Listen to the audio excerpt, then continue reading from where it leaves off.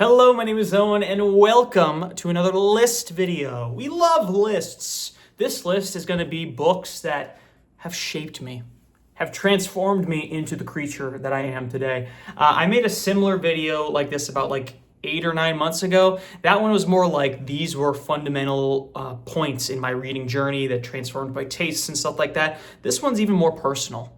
These books have shaped who I am as a person, and I say all the time, I love themes, but I love when a book can change your brain chemistry. When it ascends beyond a great book for entertainment and becomes a great piece of art, life-changing art, it's a special thing, and I feel like, at least in my case of life, it happens more frequently with books than it does with any other art form, except maybe theater.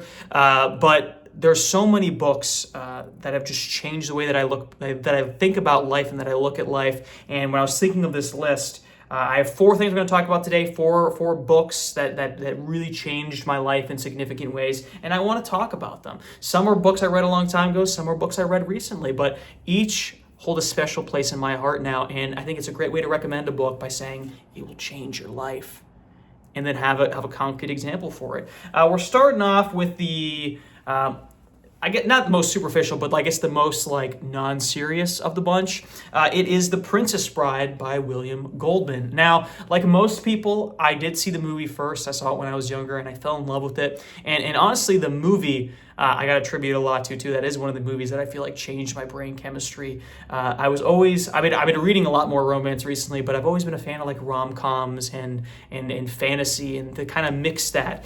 Really, The Princess Bride is the first fantasy romance, if you think about it. Because that love story is especially more so in the movie than in the book. It's really amplified. That's really the core and the heart of that movie is the romance between the 2 main characters there. But the book, I was a little hesitant going into the book. I probably read it late middle school, early high school when I read The Princess Bride. I went in trepidatious because it was a childhood classic movie for me. And I will say, and I think I've said this on the channel before, that the book is just as good as the movie, but it is good for different reasons, I feel like. It's a lot more fourth wall breaky, the book. So it's a little bit different. It's not exactly as romance heavy, like I said, as the movie, because it's more about William Goldman writing the story and his interaction with this original text that he found of The Princess Bride, and he's shortening it down and stuff like that. It's more about the meta-ness in the book than it is in the movie, which makes it different. However, I will say that book, the thing I take away from it into my personality is definitely the humor. The lighthearted wit, I think, is how I like to describe my sense of humor, what I find funny. It's just it's quick, it's sharp, but it's not intended to make anybody bleed, right? Because it's all lighthearted at the end of the day, but I just love that wittiness, the comebacks, and it's in the movie too, especially with Wesley and his quips and all the little classic one-liners everybody knows from the movie. They're all in the book too, but also just William Goldman's voice in that book, because he is just an important character as all of them.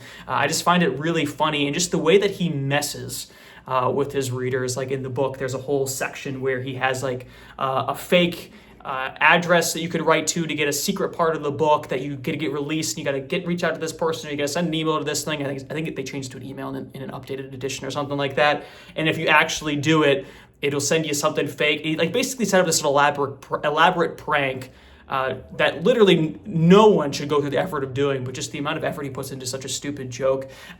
It's really, and I know I said this before, people who laugh at books are psychopaths. However, I really think that book is hilarious. And maybe, I don't remember laughing out loud, because I think it's kind of weird to be looking at words and laughing out loud.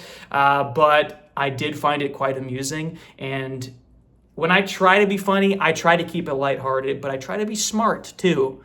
Whether or not I succeed, because sometimes I just borderline cringe most of the time. But really, that sense of humor is something that I really stick with me. And then when people ask me what's something that describes your personality, I go to The Princess Bride as kind of an encapsulation, a light surface level. Oh, this guy's fun. He's got a little bit of a wit to him. I usually get him to the movie just because it's an easier buy-in, but I think the book is fantastic. And I, quite frankly, due for a reread. I do love The Princess Bride.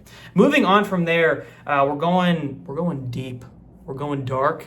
We're going pretentious. We're going with Hamlet. Now, I know what you're thinking. Hamlet's a play, Owen. You fool. It's not a book. Well, I read it like a book, and I quite frankly haven't seen a live production of it yet, so to me, it is only a book. But Hamlet, and I don't know if this is a good thing. I don't know what it says about me. I have never, when the first time I read it, I have never related to a character more than Hamlet. He is a lost soul. He's complex, and there's different interpretations you could have. I mean, let's not get the Shakespeare fanatics coming out of the woodwork, because they'll probably school me on this stuff. But he's a complex character that you could read many different interpretations of, and there's many different performances of a Hamlet that you can have. But the one that I prefer is a guy who is very philosophical. He's very self-reflective, and he's almost manipulative sometimes. I feel like a lot of the debate is whether or not Hamlet is insane or he's putting on an act to try to trick everyone. And I think it's a little bit of both, but there's definitely a desperation of what is the meaning of all this? What am I living for? That I feel like, especially the first time I read it, I was in a similar headspace, not to the extent of contemplating death, but just the fact that he's having these conversations with himself is something that really struck me in a very powerful way. And I think that that level of self-reflection and the philosophical nature about the deeper meanings of life, any interest I have in that kind of stuff really stems from this story about a boy trying to navigate his way through life after his dad was murdered. And I love Hamlet, and I reread it almost yearly, if not multiple times a year. And it also started a great love of theater for me. One of probably my second most primary hobby, honestly, quite close to reading itself. I absolutely love theater in Hamlet. I'm sure Shakespeare was an entry point for a lot of people into theater, but I think Hamlet holds a special place in my heart for that reason as well, because just the way that he monologues. I mean, has anybody noticed that Shakespeare is pretty good? I'll say it because no one else is. But really, Hamlet is fantastic, and I do love it. Now, moving on to the third book I'll be talking about today. It's a recent one. So recent, in fact, that I did a review of it this year. And we're only 2 months into the year. This is East of Eden by John Steinbeck. Now, this is the second profound, life-changing list in a row that Steinbeck has made it on. He had Grapes of Wrath there, starting my love for classics. And reading East of Eden, I went in with high expectations. Everyone says this is his best work. And gosh darn, if that ain't a powerful novel. Basically, at its crux, Steinbeck is exploring the idea of good versus evil. And he basically boils down all of human existence, all of human struggle to the battle of good and evil. And the book is just an exploration of that theme and the different ways that can manifest itself. And it's, if you're born inherently evil, can you overcome that? If you're born inherently good, can you fall into evil? And just the different conflicts that people have from every angle, and upbringing, nature versus nurture. How do these people interact with themselves? And it's kind of along the Hamlet lines of self-reflection, this inner battle, which is something that I feel like I've been looking at life through this lens of every battle is a battle of good versus evil.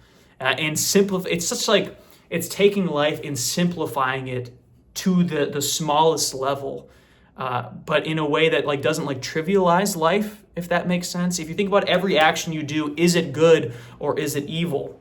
If you think about it, you'll find yourself being more good. Am I right? And now you're coming here for life advice, and I am your coach. Guys, just try being good. Have you ever thought about that? But really, East of Eden is a fantastic book, and it's hard for me to explain how it's changed my life if you haven't read the book. But basically, it's just going into every day with an optimistic attitude and knowing that no matter what you're going to do, you're going to strive to be good. You find that even when life doesn't give you exactly what you want, it gives you what you need.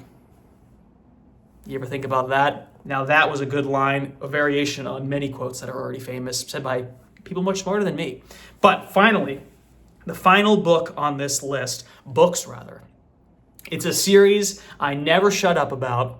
It is, you guessed it, Steven Erikson's Malazan, Book of the Fallen. Now, this is my favorite fantasy series of all time. Stephen Erickson is one of my favorite authors of all time. But how has it changed my brain chemistry? It's just a fantasy series about guys and running around and blasting fireballs, right? No, not actually at all. It's hardly fantasy. It's far more akin to a classic epic than it is to any other modern fantasy that you've ever read in your entire life. And there's a lot of great themes in there, themes about compassion and treating others with compassion. That's one of the main tenets of this 10 series book. But the thing that sticks with me the most, it's not compassion. It's not caring about other people. Don't be ridiculous. It is this concept of cold iron. Now, I don't know if I took out of this what I was supposed to take out of this, but for those of you that haven't read the series, let me summarize it very quickly for you, this philosophy that's in this book.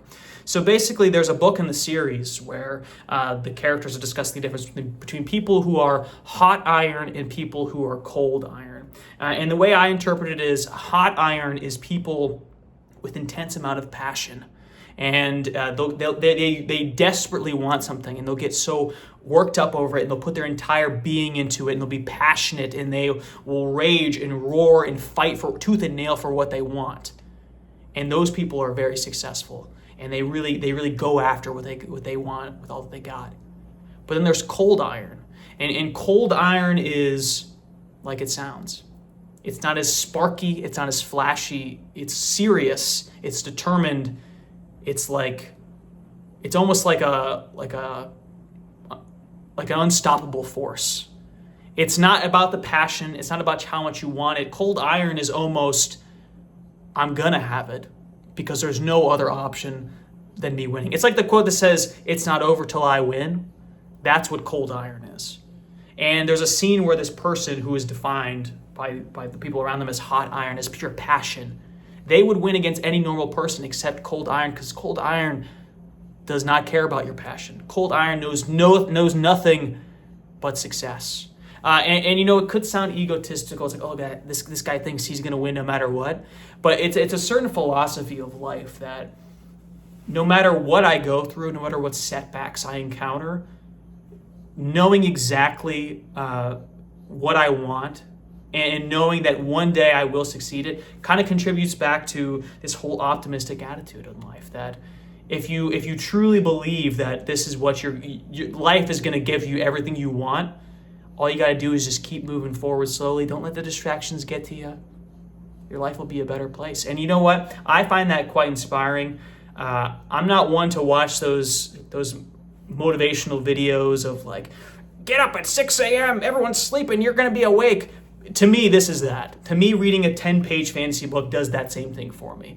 To the fact that to be this cold iron, to be this terminator towards my goals, makes me feel like I will achieve them, right? And I think all of these things maybe coupled together, right? This self-reflection, this striving to be good, but this determination to my goals, while having a sense of humor. Sounds like a pretty good combination to me. So these are some books that I think are fantastic, just as pieces of entertainment. But these are things that I take away from them, and I take away with them every single day. And I'm sure there's more, and maybe I'll think of more and make another sequel to this video in the future. But what I want to know is, what books come to mind when you think about this topic for yourself? Like, is there any philosophy that you've taken from a book, specifically fiction, right? Because there's self-help books that you can read that give this information directly to you. You got to be more positive. You got to treat others nicely.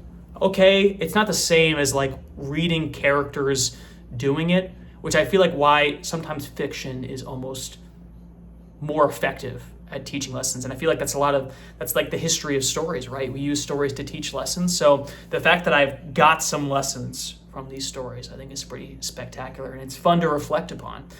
So let me know in the comments if there's any books that you think of about this, and then also what is the message you got from it.